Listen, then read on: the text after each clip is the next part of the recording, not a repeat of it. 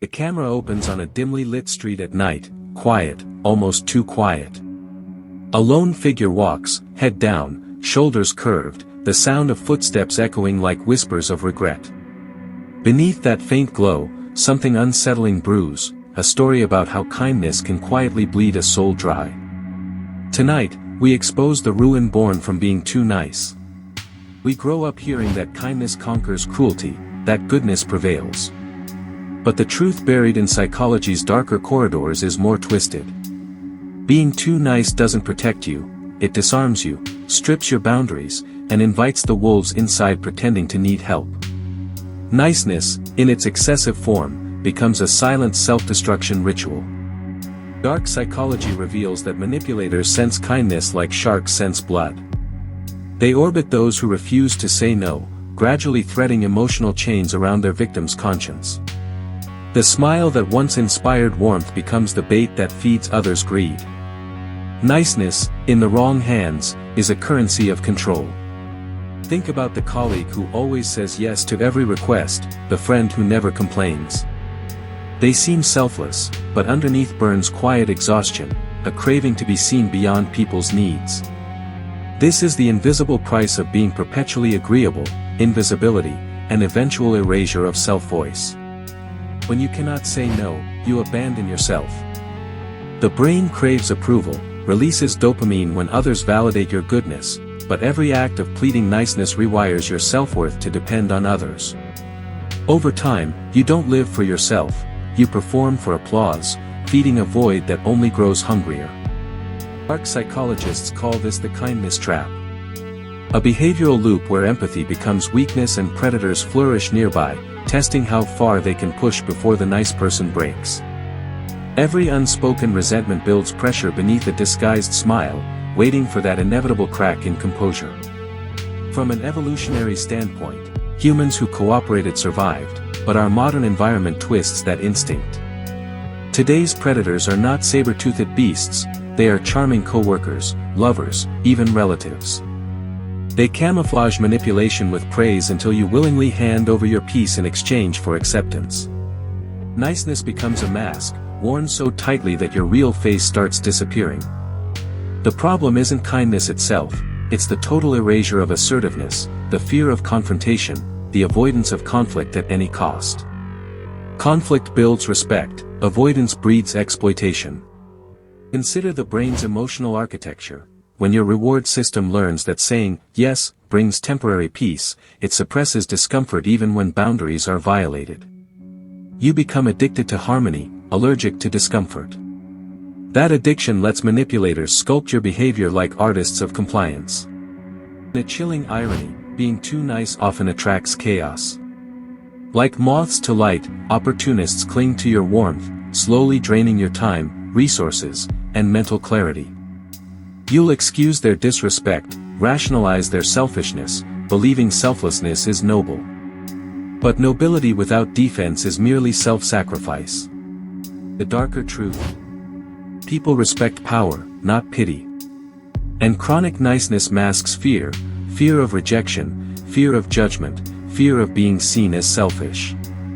When you please everyone, you project weakness, darkness, in turn, attracts those who feed on submission.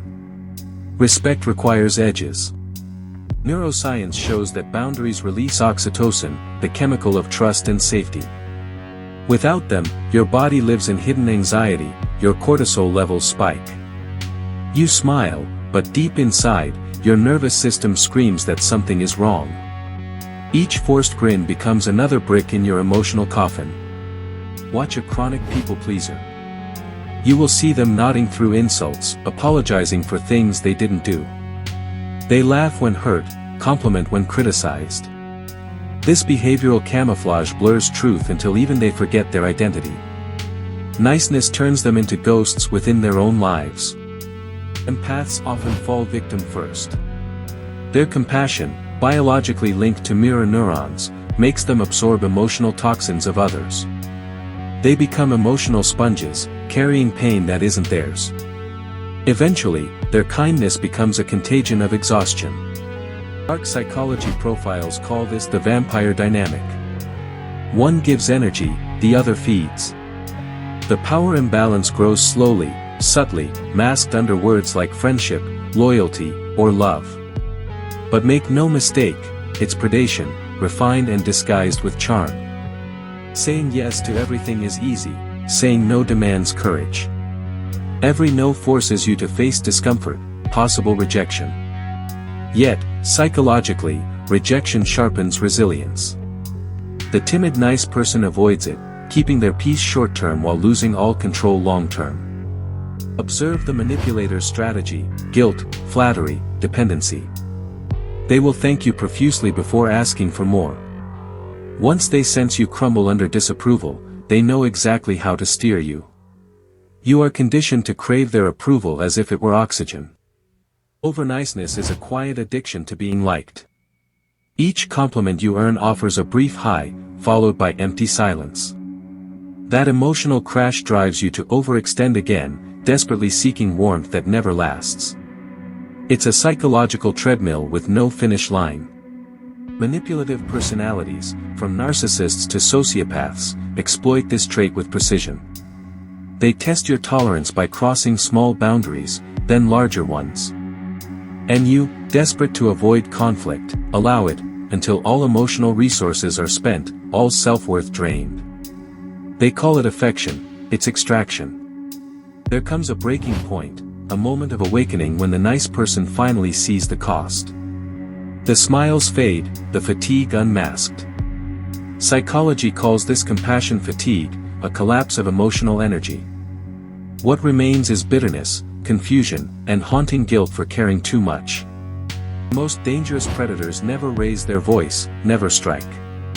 They whisper, reason, thank. But their gratitude is a leash. They study your emotional patterns, your insecurities, until your self-esteem becomes their puppet. Niceness darkens from virtue to vulnerability.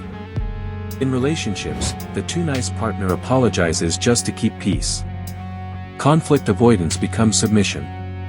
Their partner learns they can get away with anything so long as they pair abuse with affection. It's not love, it's control masked in sentimentality. Parents pass this curse unintentionally. Phrases like, be nice, and don't upset others condition children to suppress valid anger. They grow up unable to distinguish kindness from compliance. The sweetest kids often grow into the most emotionally exploited adults. Workplaces thrive on this imbalance. The employee who never says no becomes a silent cornerstone for everyone's laziness. Promotions pass them, recognition bypasses them. Because niceness, without boundaries, is mistaken for weakness, and weakness is never rewarded in systems built on dominance. To reclaim power, one must embrace discomfort. Learning to say no ignites fear, but fear is the threshold to freedom. Each boundary rebuilt rewires your psychology from victimhood to equilibrium. True kindness is never servitude, it's self-respect extended outward. This doesn't mean cruelty replaces warmth. It means discernment replaces blindness. Healthy assertiveness cuts through manipulation like a scalpel through infection. In the right doses, decisiveness can be as healing as compassion. Inside every too nice person lies suppressed rage, the energy of denied boundaries. When finally acknowledged, that rage transforms into clarity. It teaches that empathy has edges, and real love does not demand quiet suffering. In psychology, this balance is called differentiated kindness, warmth guided by self-awareness. It is kindness that refuses exploitation, empathy that walks alongside strength.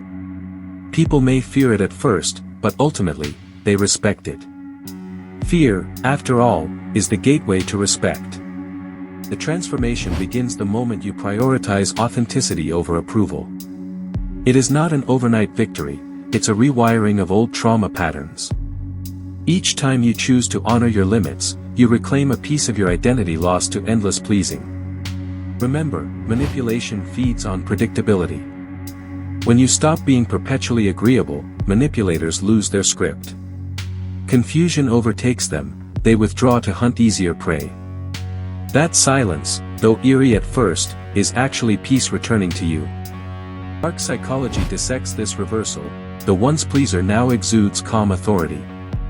Their voice firms, posture straightens. It isn't arrogance, it's recovery. The world responds differently when niceness becomes choice, not compulsion.